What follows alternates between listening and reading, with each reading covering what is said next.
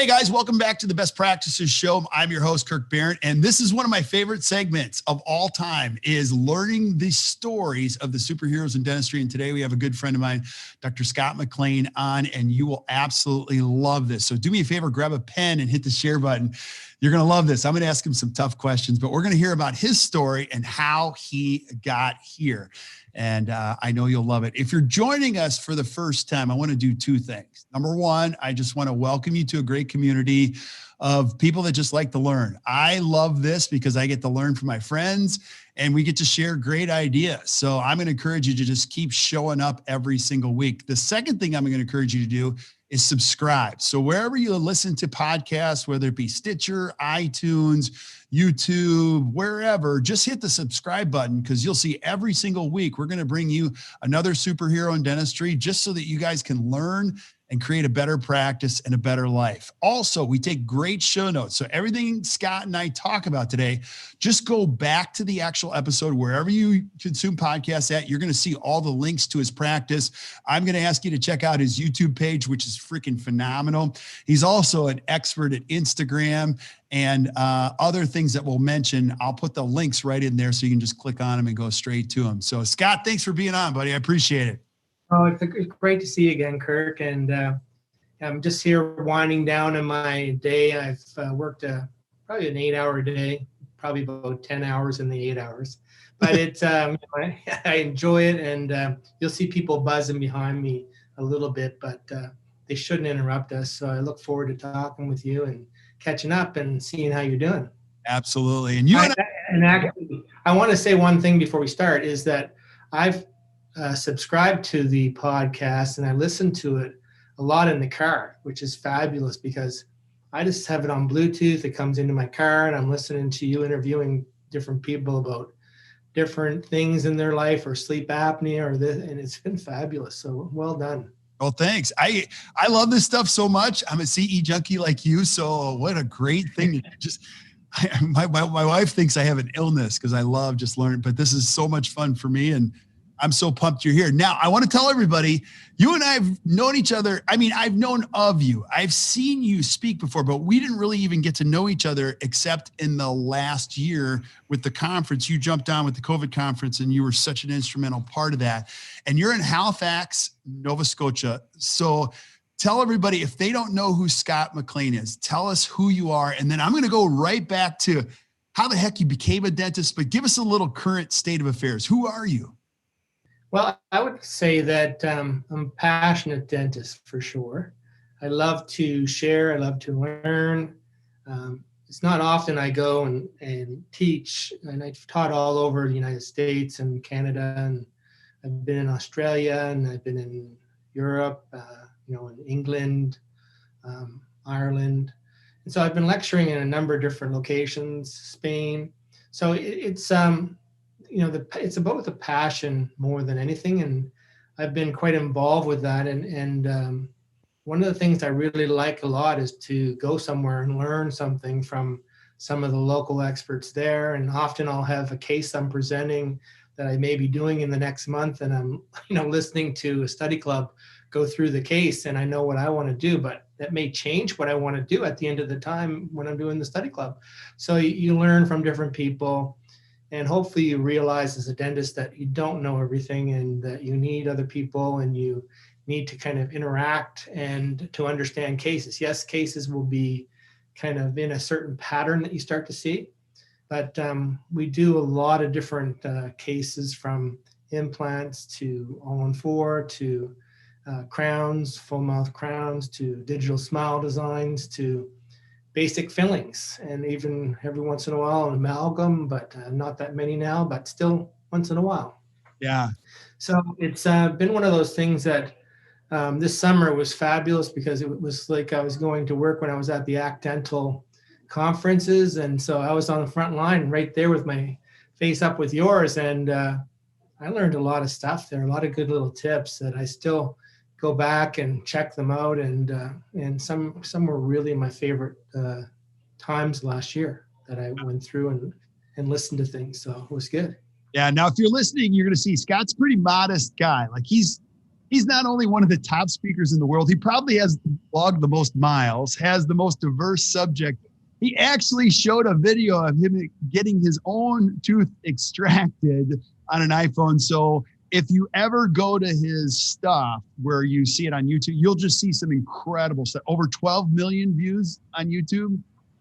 No, not quite 12 million, but there's close to 4 million now. So views. Okay. And yeah, and I have quite a few subscribers, but my main thing that I used to do, and I still do now, is to try to take questions that people have and then go to YouTube and answer them in video form. And that's been very powerful because it makes me learn along the way, because I realized that like my job is to learn.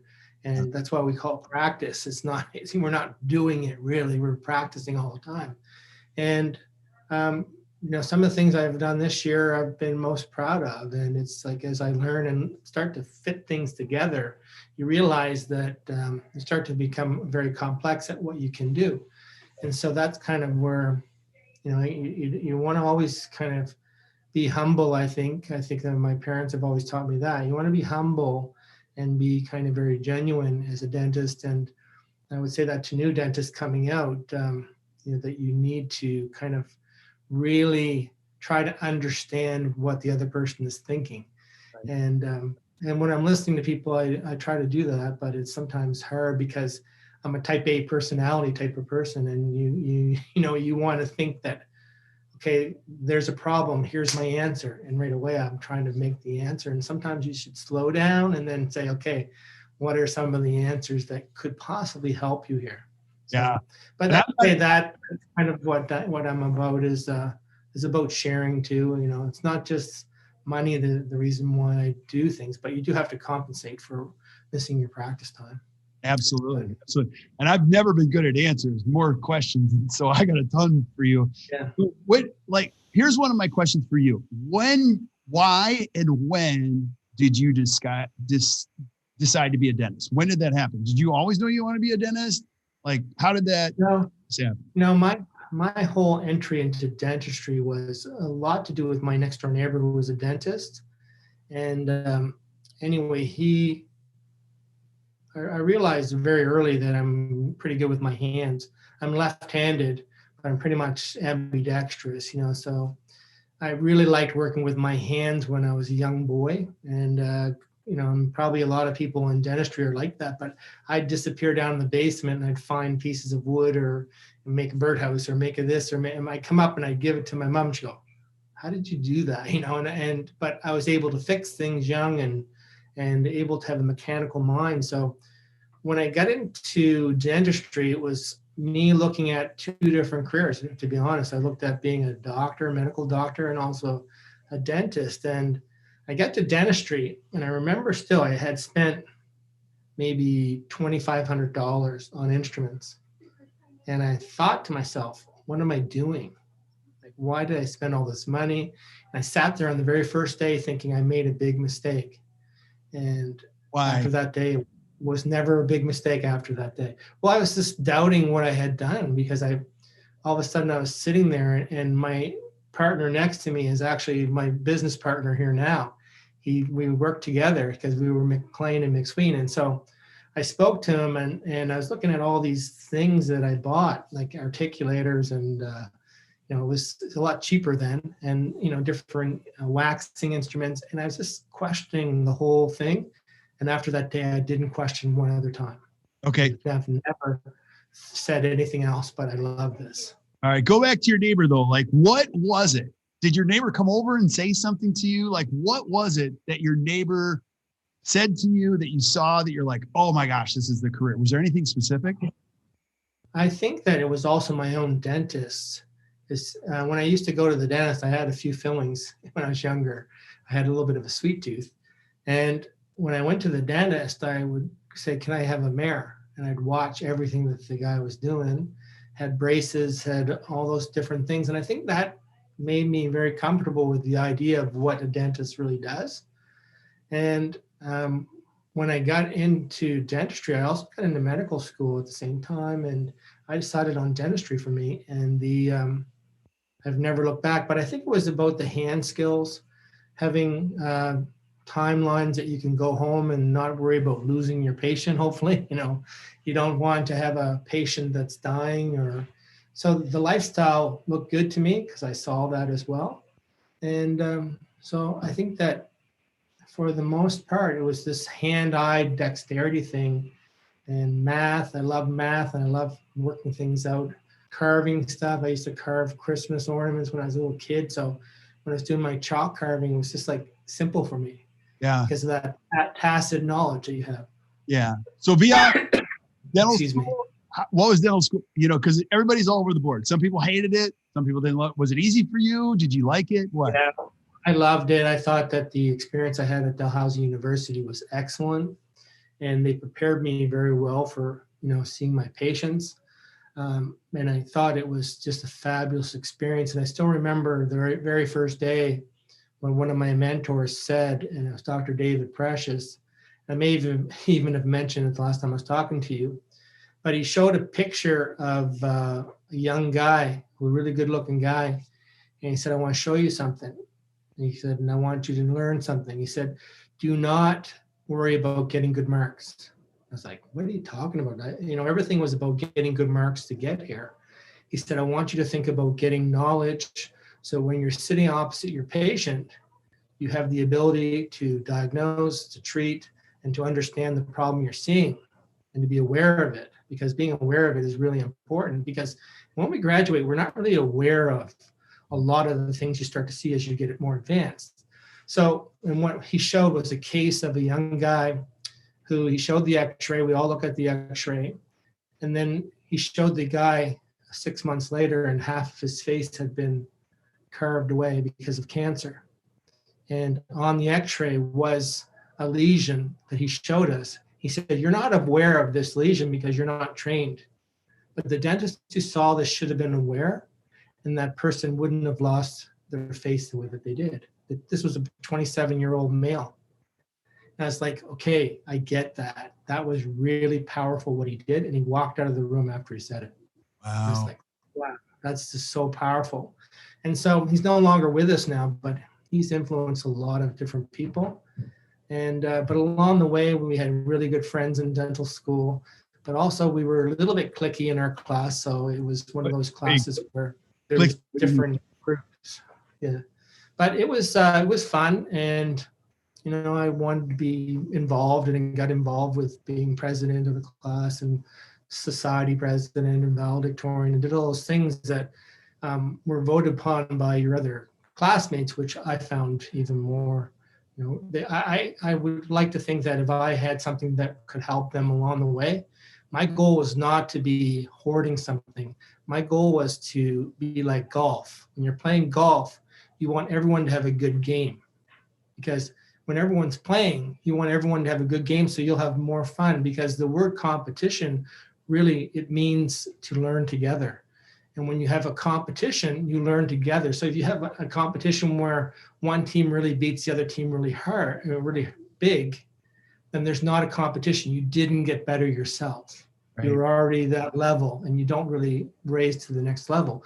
But when you have competition, you actually both get better. Yeah.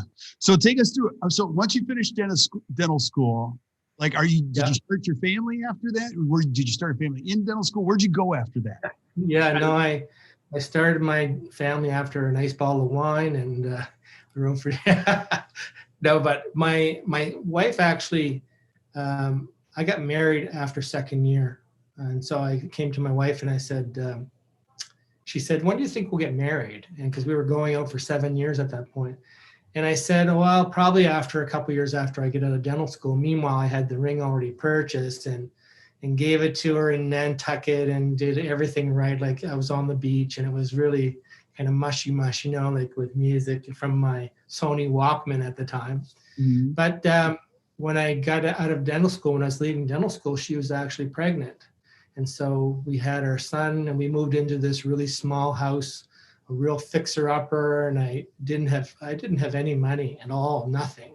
I purchased a ring on a big loan, and but when I left, I did know one thing: this is my life partner that was going to be someone that I wanted to have here in my life the whole time. And so that we've been together a long time now. And, she's been very supportive, and we've done a lot of travel, a lot of fun stuff. And the kids have been wonderful because of how she's raised them. And she was a stay-home mom, not to say that that's the best way of doing things, but for us, she gave up a lot to just be home with the kids. And so it's been a fun ride that way. But I've certainly been involved with my dental associations and early, and getting involved with different groups, trying to give back and trying to be participating and learning what's going on in the world. Yeah. So. You and I were talking about this before we went live. Some of the best moments of our lives were like when we didn't have anything. I remember living with Sarah in the studio bedroom apartment, and she had a job. I didn't. And she'd come home with a paycheck, and I'd say, "Can we have beer? Pizza?" Yeah. And I go, "Can I have a beer too?" And she goes, "Yeah, I think we could have a beer." And I was like, yes. Talk about the realness of the situation. Having a baby, finishing dental school. Like, the truth is, there's some people listening going, "You don't understand. Like, I have no," but like, you had no money and you had a baby. Yeah, and we did. We had a young baby, and those were probably some of the most fun times. Even though we have a lot of fun, still we laugh. But having kids, and I can remember when she came in, and actually the most shocking thing was she came in with my son, who was, I think, almost 2 at the time, and she said, I still remember where she was. She came to the front of the office and she said, "Oh, I want to tell you something." I said, "What?" She goes, "I'm pregnant." And I looked at her, I said, "Who's the father?" Because I don't think it's me, because I think we saw each other, like maybe 10 minutes that month. And anyway, she laughed, and we knew, that what to come was going to be great. And we had 3 children, but it was so funny at the time because, meanwhile, I was trying to reconstruct our house for us, ripping up carpets and painting and doing all this stuff to save money, when probably I should have been making more money at the practice and trying to pay someone else to do it, because you're an expensive painter if you're a dentist. Right. You're probably not that good either. You're probably, better at taking a crown preparation than doing something like that. But it was still really fun. And if you saw my first house, it was not a showstopper, that's for sure. But we made money on the house, and then got another house, made more. Yeah. And so you gradually kind of do things and build things, because I really had to start from nothing, because we just didn't have anything after I got out of school. I had a lot of debt. That's more of what I had. Yeah. Did you ever buy the old house, the first house? Is it still around? And it's still there. Do you ever look at it and go, "It's just smaller than I remembered it"? Do you know what I mean? Yeah. And then the kids are not impressed. And it's interesting because I had built a gazebo on the back of the house, and it's still there, still on the side of the house, and it still looks good. And but I was always a builder. Even at home, I was probably risking my fingers a little bit too much. And but we drove by that, and it is very small, but it was still a lot of fun experiences. It's not about the size of your house. It's more about, the love in your house than anything. And so, because that's not what you're going to remember when you get older, and you look back and you're talking to your significant people in your life, because we do have a core of significant people that have a big influence on us. And you start to find that out when you have a problem. And so when you have a problem, you need to have mentors in your personal life, in your private life, and all kinds of different areas, so that you have the ability to kind of meet the, as my father used to say, and he's still around, healthy now at 85, he said, "You're going to have speed bumps in your life. And when those speed bumps come, you need to be kind of prepared for those, and realize that those speed bumps are going to hit you, and then you're going to be winded, and you're going to, find out," he said, "but you never make it so that you're wishing your life away. So when you're in the middle of exams, don't wish the next 3 days away that you have to study.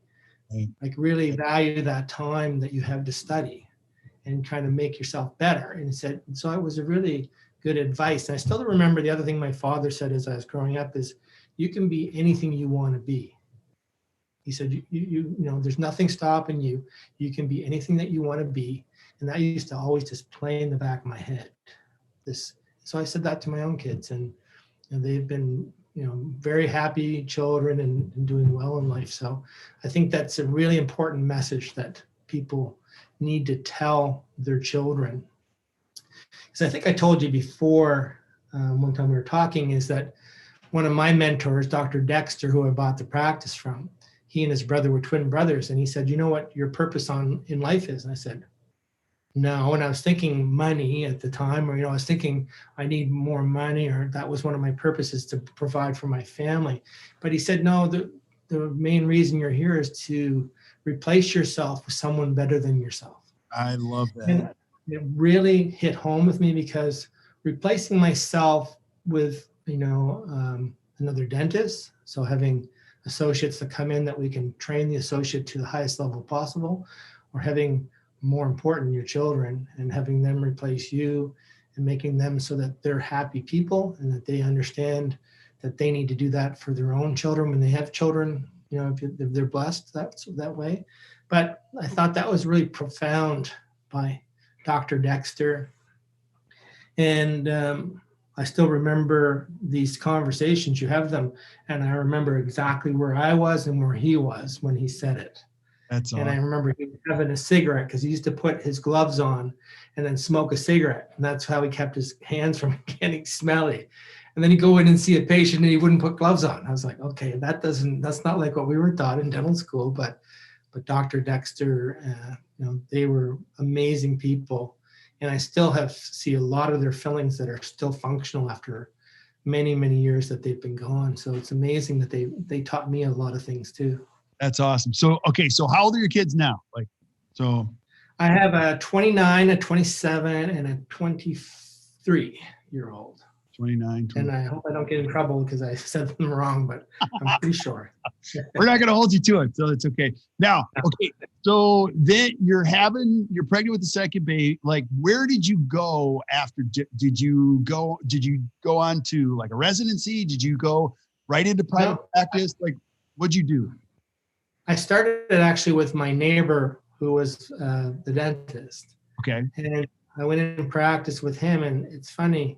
And where was it? Had a chat. That was in Halifax. In Halifax. And I worked with them for 2 years, and interesting enough, he didn't really enjoy being a dentist. And so I couldn't understand that. I remember one day he said to me in private, he said, I'd rather drive a garbage truck than to be a dentist. And I was like, how, what's wrong? But it maybe he was the wrong person to be in dentistry. But I remember that shocked me, because I was having a lot of fun and I couldn't wait to see my patients. And, the first day that I went in, I said, well, I just can't wait to see the patient, because it's like, I'm going to get to see a patient. I still remember my second day, I did a filling on a young boy, and it was on a deciduous tooth. And so I got the filling in, and the other dentist that day was helping me. She said, well, how old is the boy? And I said, well, I think he's 9. She goes, well, when's that tooth going to fall out? And so the tooth was going to come out when he was 9, but I didn't know what I was doing. I just put this filling in because I saw a cavity. But what was happening is the tooth was growing up underneath, and it broke the filling out. And of course, I should have just taken the tooth out, but I didn't know at the time. I didn't know what I was looking at, because I was just so new. Yeah, it's all about progress, right? Yeah, and then I learned, and I said, okay, I did it with the best of intentions. I didn't do it to try to do a filling before I took the tooth out or anything like that, but it was interesting. So you were there for how long, and then did you buy? I went 2 years, 2 years with that practice.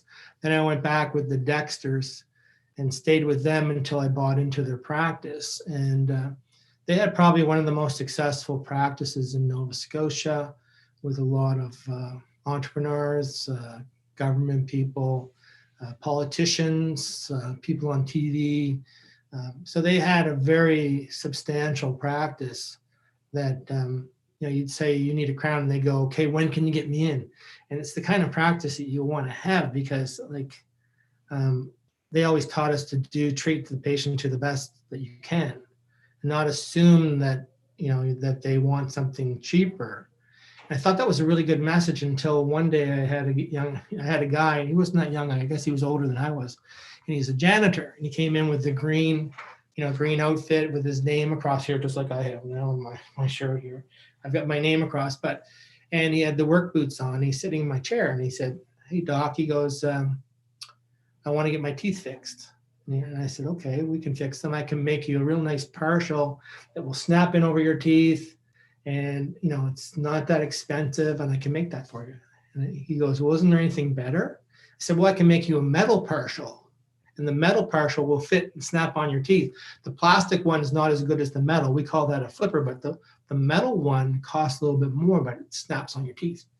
And he goes, "Well, okay." So he got the metal partial. And so I came in, gave it to him. He put it in. He goes, "Isn't there anything better than this?" I said, "Well, you know what? There's implants." He goes, "Why didn't you tell me about that?" And I learned a very valuable lesson that day because I did not tell him about the implants. And I said, "You know what? The money that you spent on your partial, I'm going to take it off. If you want to do implants, I'll take that off." And he did 7 implants. Wow. I assumed that because he was a janitor that he couldn't afford it. But he said to me, "Who are you to tell me that I can't afford it? Because I've been saving and I don't spend a lot, and I want to spend it on my quality of life." And I learned a huge lesson at that appointment. That's a powerful lesson. That's pretty early in your career you learned that. Yeah, no, I couldn't believe it. And the same thing happened to me and another guy who, during his career, he built some of the biggest buildings in Nova Scotia down on the waterfront. His name was John Lindsay, and not to say his name, I guess, but he wouldn't mind. And I had received an award when I was playing football in his name that we found out 20 years later, we found out that I had received a football honor in his name. But what happened was that he was in one day and he was like multi-zillionaire. And I had no idea as a new dentist coming in. I look in his mouth and he's missing 2 lower molars. And I said to him, I said, "John," I said, we could start these and we could do one side this year and then wait a couple of years and you could save up and do the other side." And I had no idea. And he goes, "I'll do them both right now." And so I went back in and talked to Dr. Dexter. He said, "How did you get him to do these bridges?" I said, "Why?"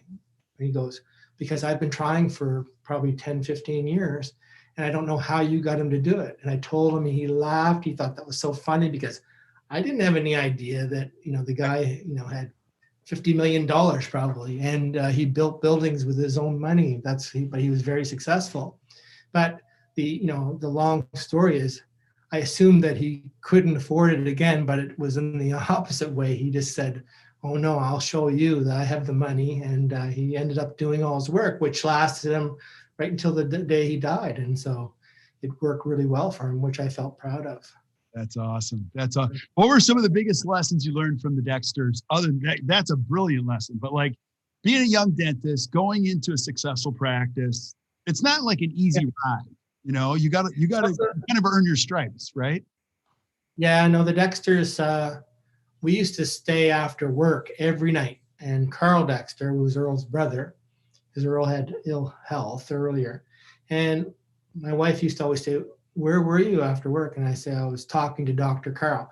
And she said, "I'm getting you a shirt that says I'm talking to Dr. Carl." So he was my real mentor, right? And I should have got a shirt, and his license plate was AAWCED, which was, they said, always at work. C is Carl Dexter. So his wife used to make a joke that he loved it so much that they were always down there. And so I learned about his love of being involved, because he was involved with the dental association. He got me involved with that early. He was involved with the church. He had me at his church when I wasn't a member of that church, calling people for donations. He had me involved with the Kiwanis. He had me involved with the different Halifax Board of Trade. He said, "We need to have one of our team members there. Get involved." He's like, "Get involved, or else you're not going to be part of what's going on. And as you give, you'll start to get more back." And so that was his message. And I really played out, because we had a young girl, and I just found her pictures recently, and I put them on my Instagram, and I wrote a little note about it because I was cleaning up during COVID. And it's funny because one of the comedians around here says, "If you haven't cleaned up your basement by now, you're never going to clean up because, you had time." And I was cleaning up my basement and getting in there, and I found these old pictures of this girl, and they used to call her Becky Beaver. And Carl Dexter, at that time, he was probably in his early 80s, used to take his car, go pick her up at school. He didn't really know her other than he knew her through Kiwanis. Pick her up, drive her down to my office, and I was doing orthodontics on her. And then all they had to do was pay $100 for the case. And so at the time Kiwanis was going to pay half and I was going to pay half.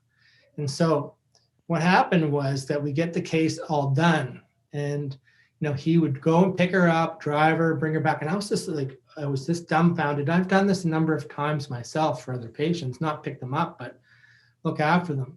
Anyway, this young girl gets finished, and she's not called Becky Beaver anymore. And she writes this letter that would make you cry if you read the letter, at how this changed her life.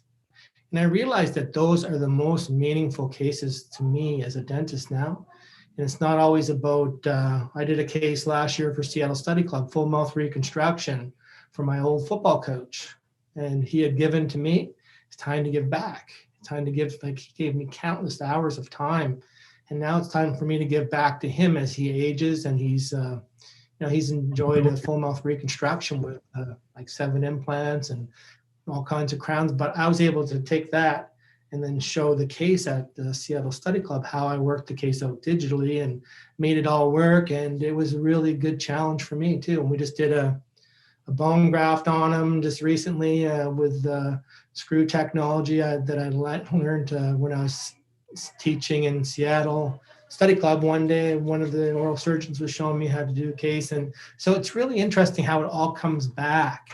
When you're giving, it comes back. And so that's the biggest thing, is don't be a taker, just try to be a giver.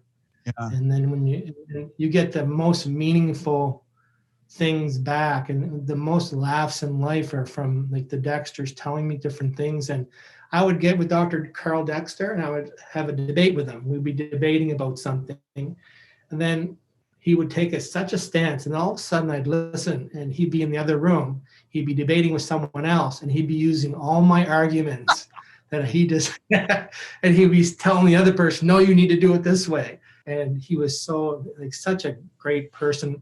He would have people come and stay at his home that would be there for years, that he would try to help people. He certainly, I didn't have a choice. I had to be involved or else you're in trouble kind of thing, but I liked it. Yeah, this profession is so cool, filled with very noble people, and you never know the impact you'll have on others. We always say all the time, there's 2 types of dentists, people that change lives and people that fix teeth. Now, either one of them is bad. You just got to pick which side of the fence is on.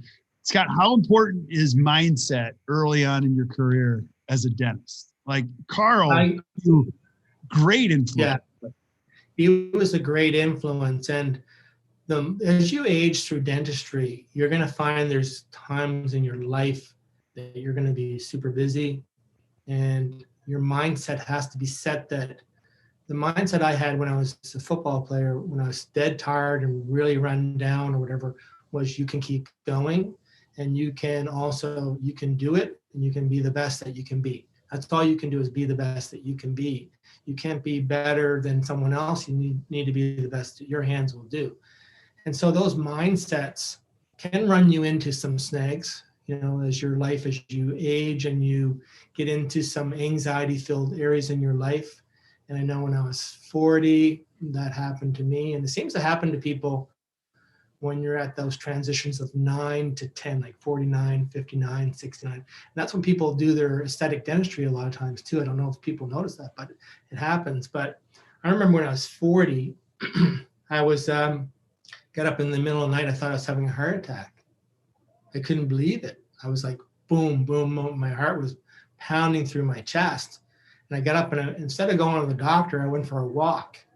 And what was really happening to me at the time was I was having a panic attack, and I didn't even know what that was.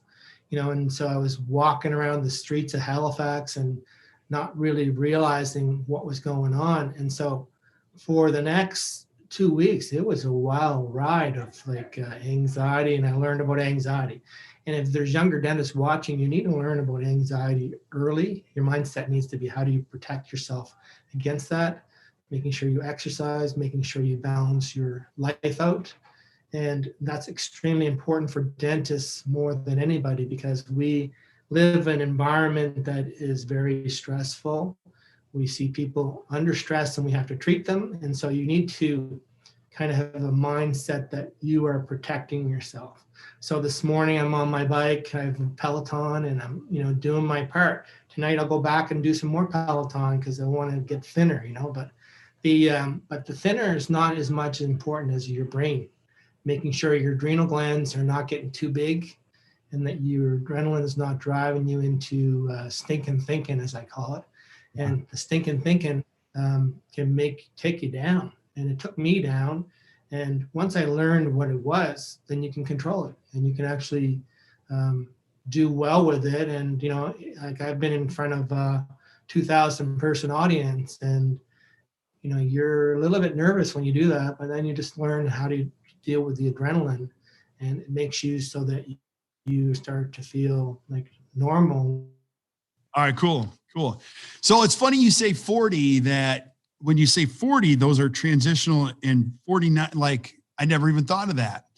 Because I had chest pain at the same time at 40. Now, I don't know if it was anxiety driven. I do know that anxiety is real. Like, it's very real.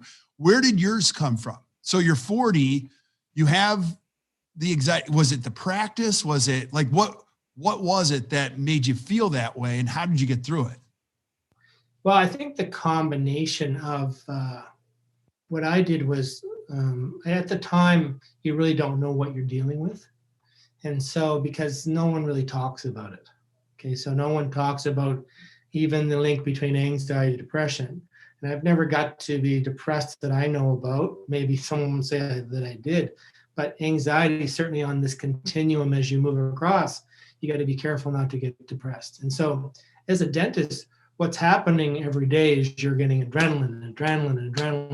And so as the adrenal glands grow and you start to become a little bit dependent upon it, and you like it because you're an adrenaline junkie, then what happens is that people start to thrive on that, and you go faster in your dental life. You're going pedaling faster, and you're going, so much more. And that's the time you got to be careful of gambling or drinking or marital affairs or a whole bunch of different things. It's when you got to get back your balance. And so when you get out of balance, which people will get out of balance in their lifetime, that's just normal, then you just have to realize, okay, what am I going to do when that happens? And that's what I do, is what's called Red CIA 40. What is that? And I have this on it's called Red CIA 40 was something someone told me at age 40. And it means relaxation, exercise, diet, and then CIA, and that's 40 minutes each. And CIA is catharsis, intelligence, and attitude. And I have a good video about what I'm talking about on my YouTube channel. And so if you went in and typed in, Scott MacLean, and you'll see a graph on it. It talks about anxiety from COVID. And if you write it in Scott MacLean COVID in YouTube, you'll find it. But it just talks about what I do. Someone showed me this many years ago, and that's what I use. That's what I do. So that's when I'm feeling like things are not in balance. And you have to become aware of it. That's the number one thing, is you need to become aware that these things happen to you. You start to get a little bit grumpier, you start to get a little bit more negative, and you don't want to watch the news, and you want to, gurgly stomachs or backs or neck. You start to have all these things that start to happen to you. And as a dentist, you need to realize that we are in a profession that is known to have a lot of anxiety, and you don't want it to develop into a depression. So you want to be, preventing that. So I can remember, for instance, when I was going through my thing at age 40, I had a lady in my chair who I needed to extract a tooth, central. It was her, we call it the 2-1.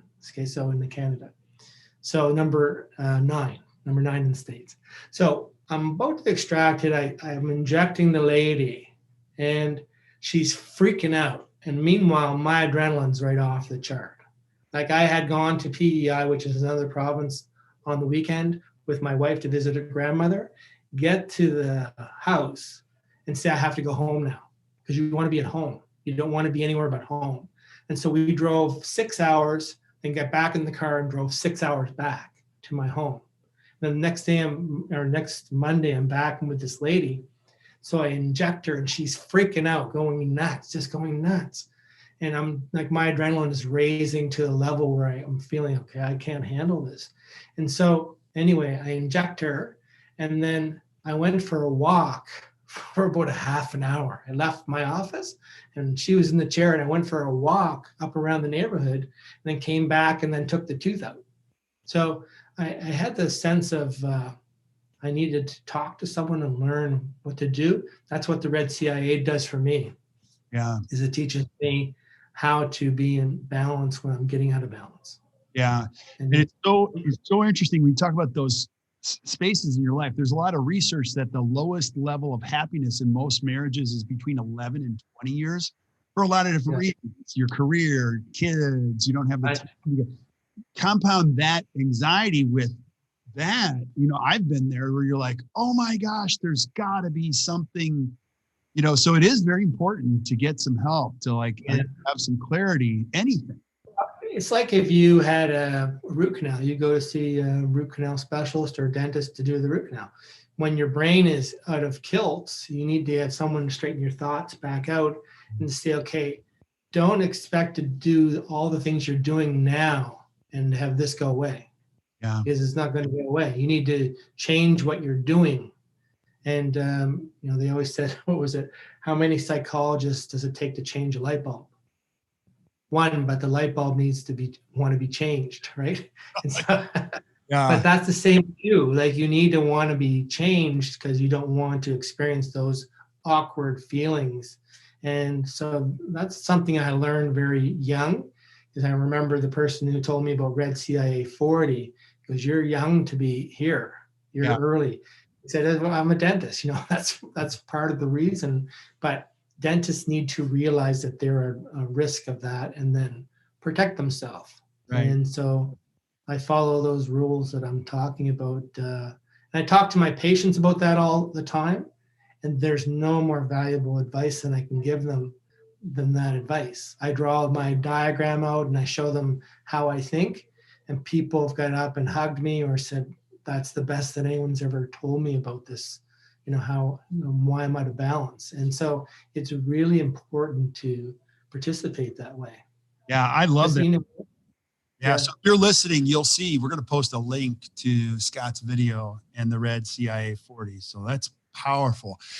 I talk to young dentists, as you do, all the time. And sometimes they're like, you don't know how hard this is. I don't know, and I'm like, you're going to be fine. Talk about a time that was really tough for you as a dentist, building a practice, and what you did. Like, how'd you get out of it? What were some of the things you did? And how did you? I think the things that bothered me the most are when you're ruminating.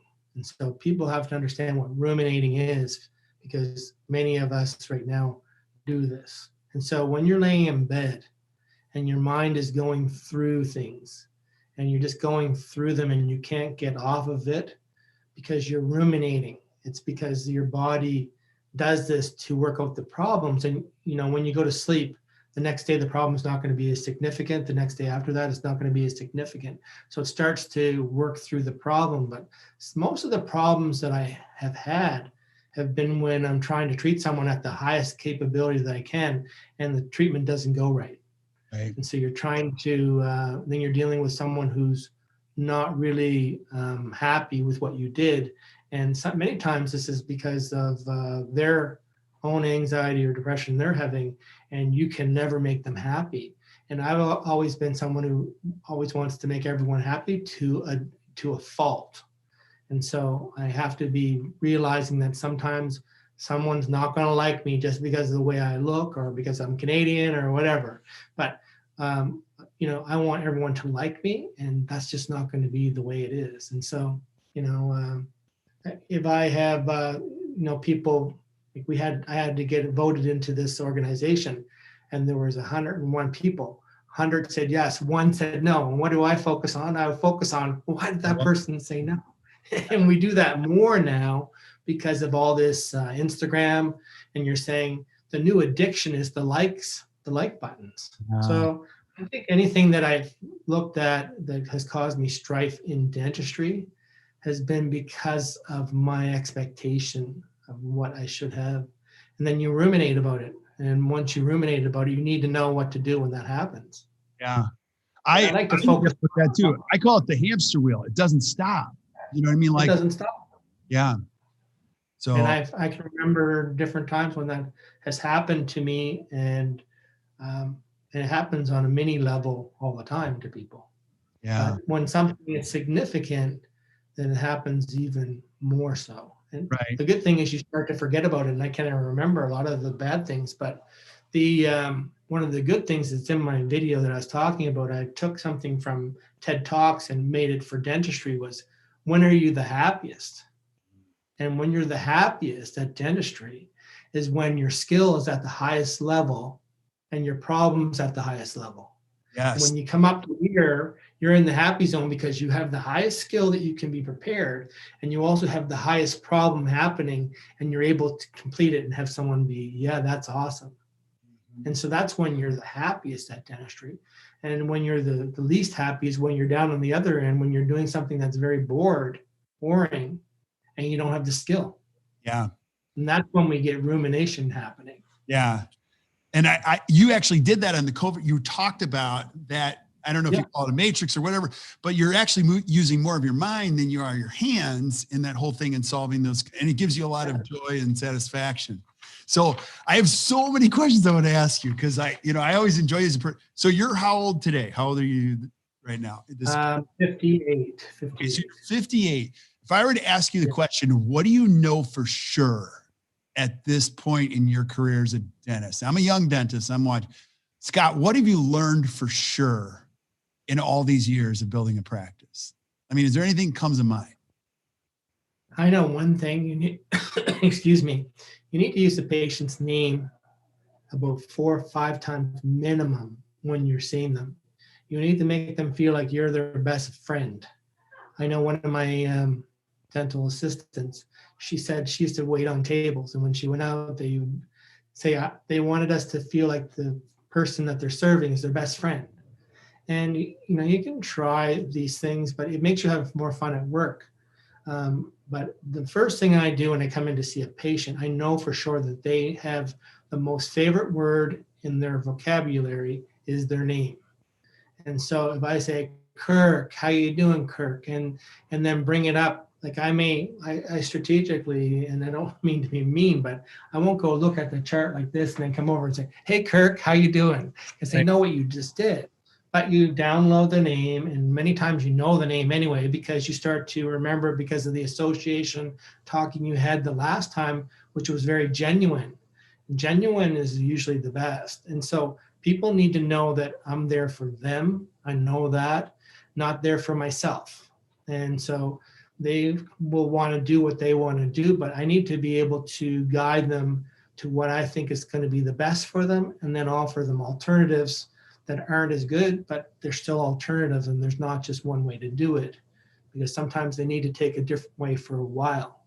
They need to make it so that, to use the analogy, you build a house and you make a space later for a swimming pool, or you make a space later for a garage, but you don't have the money right now. But many times people come back and say, okay, I'm ready to do what you said. So I know people, they like you to be genuine. They like you to be authentic, and they like to think that they're on your team, that you come down at any time of the night, because I will. I've been down here, throw my dental outfit on, come down and help people get out of pain. Because once you know that you've had a painful tooth, then you know what it's like. Then you know that you're going to come down and help someone, because that's how it works. Also, if you get something when you're younger or anytime, you need to also give back. And that's a rule that I use. I know that is really important. People have given me gifts at Christmas, not that I needed chocolate, but I'm going to take the time to write a thank you note. Yeah. Who does that? Not a thank you email, a thank you note.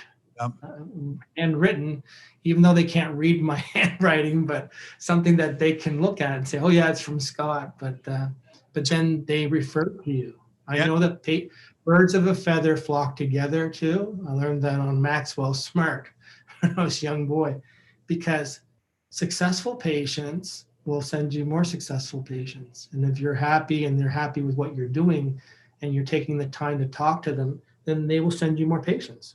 But Yeah. if you're not taking the time to pull the weeds, your garden's going to be full of weeds. Right.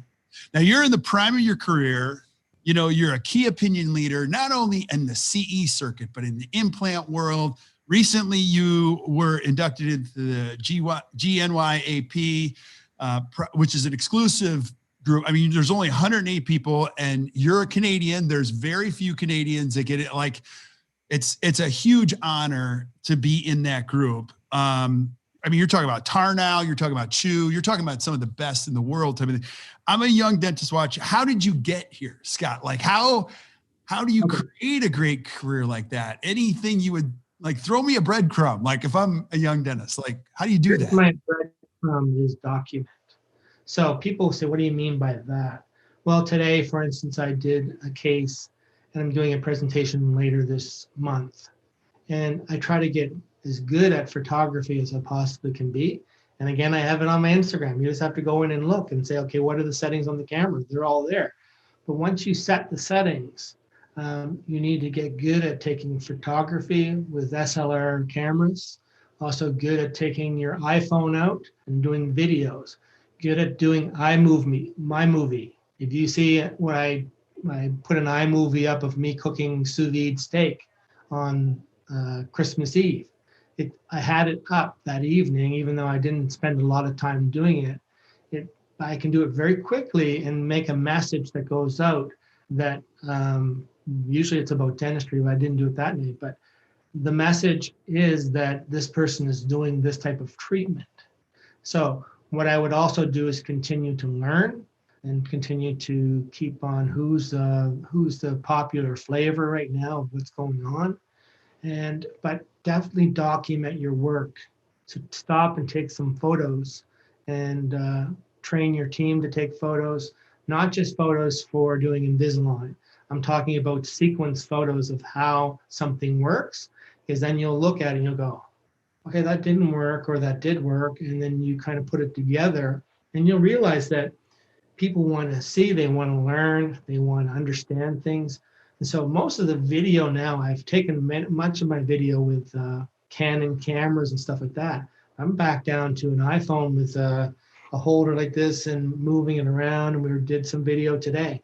And sometimes I'm over my time, that I have time allocated to do the implant or to do, but I see an opportunity for something that is a learning spot. I say, I'm stopping everything and I'm going to do this. It's just like you stop everything to do a patient that has a problem. You try to organize your time, but I don't know. I've been able to organize my time and at work. It seems like something that's difficult, but you and I.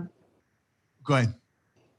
Oh, you go ahead. No, you go. Okay. You and I are definitely going to have to do another one of these because I have like an hour more of things I want to learn from you. But, and you and I do this a lot. We learn a lot. It's, a lot of it's really serious and important.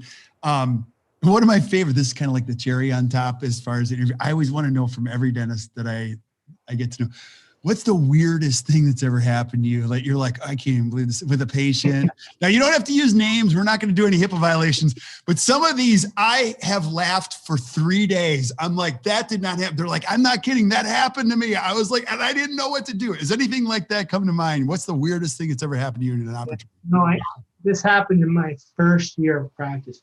And so I was, my dental assistant was French. And so she's bilingual. And so often there's bilingual in Nova Scotia. So we have children coming in. What I would do is go, how you doing? And I didn't want to go right to the mouth and get them all spooked. So what I would do is say, let's count your fingers and your toes and count your elbows. And then I go to, let's count your ears. And I go 1, 2, 3. And then the child would go, that's not my ear. And so then I'd go, let's count your teeth. And they just open up and I'd count the teeth. And it works beautifully. So one day, this young guy comes in and he looked like he was such a tiny little guy, and his mother sat at the very end of his feet. So my dental assistant's next to me and I'm sitting there. And so he's French. He does not speak any English. So I started with, okay, let's count les doigts. And so, un, deux, trois, and going through, count the fingers. And then I said, okay, let's count le genou. And so the knees. And so I went to, I wanted to say his ears. And so the ears is yore, I think it is. Instead, I said oiseau, which means your bird, right? So you don't want to say, the mother looked at me like, and my dental assistant almost fell off her chair because I made this big mistake. Okay, we're going to count your bird. One, like, and at the time, I realized what I had said, and I just was laughing. And then I realized she could probably report me to the dental board or something like that. Right. But it was a pure mistake, and it was just one of those things that once I realized what I said, I laughed for a couple of weeks about it because it was just so funny.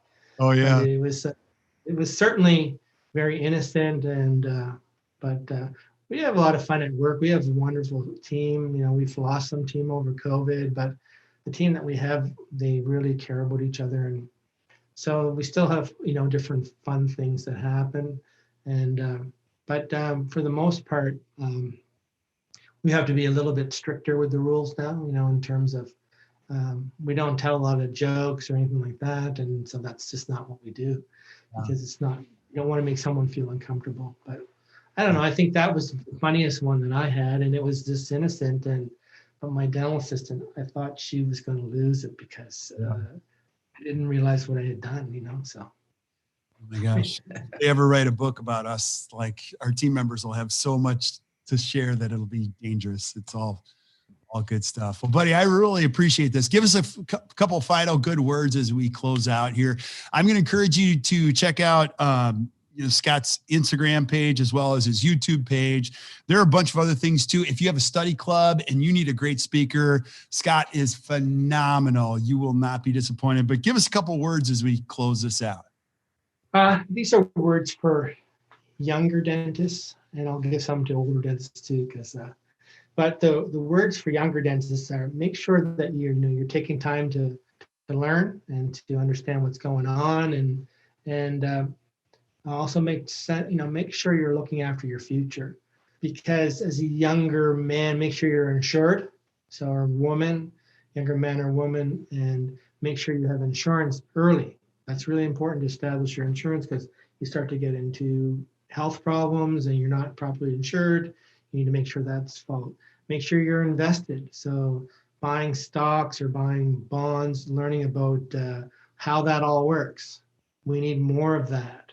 We need more of that when you're early, because you need to take about 10% at minimum, put it away, and just forget about it. Learn to live on the 90% instead of overspending when you're younger.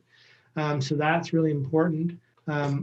When you're, as you're getting older, like, you have to be making sure you stay healthy. I read this book, I can't remember what it was called, but they basically were saying that you want to live really fun and then drop dead, but you want to live long and then drop dead, not have this big, long, ailing life. And certainly not in, in your mental capacity as well. So make sure you learn about sleep apnea. Make sure you learn how that affects you and your patients. It's a big one. And I also think that I heard something on TV the other night, which the person said, dementia or just old age, right? And they said, if you have old age, it's when you lose your keys all the time. And so you're losing your keys, your phone, that's old age. If you lose it and you find it and you don't know what to do with it, that is dementia. And I said, that is perfect, because as someone who's getting older, I'm starting to lose my stuff more. My iPhone, I have my watch so I can find my iPhone and stuff like that, but I still know what the iPhone's for. And last I would say is learn about technology. Technology is your friend, and it certainly has made it so that we can get implants in the exact spot we want. It's made it so that we can make digital smile designs and do all the things that make it so that you're a better person, a better dentist. So you raise on that level of competency, which allows you to do more advanced cases. And so then when you tie into someone that can mentor you, it's a matter of you also giving back to the person that's mentoring you. They're going to get something from you too. and it's always working that way. So I think I would say that is that for older age dentists, he or she should give back in a mentoring way and replace yourself with someone better than yourself. Well, Carl Dexter did that, and I have no doubt you'll do the same, buddy. So awesome. As always, I appreciate you, our friendship, just everything you do. And there's no question we're going to have to do another one because I have so many other questions I want to ask. Buddy, thanks. Thank you. You're an awesome person, great leader for our community of dentists. And my hat goes off to you. What you're doing here, I think, is very special. And you're opening up some conversations that people don't always share. And you have a way about you to get that to come out, which is good. So my hat goes off to you. And it was so nice to meet you and your team this summer and to spend some real quality time with you in our darkest times of COVID, which meant I felt like I was going to work every day. So it was great. So I thank you again for that. Hey, it's my pleasure. I needed you and everybody else in the education as much as you did, if not more than all of you, because I was panicking myself. So we'll continue to do that. This is an awesome profession, and this is some of my favorite stuff. So, buddy, I know you have to run. I have to run also. So we'll do this again, and stick around while we say goodbye to everybody else. But thank you guys for watching the Best Practices Show. If you enjoyed today, which I know you did, do us a favor, just hit the share button, share with your friends. Check out Scott's social media, all that stuff. You'll absolutely love it. Send us suggestions you want to see from other guests or Scott, and I'll line it all up. And until we see you next time, keep watching the Best Practices Show. You guys enjoy the rest of your day.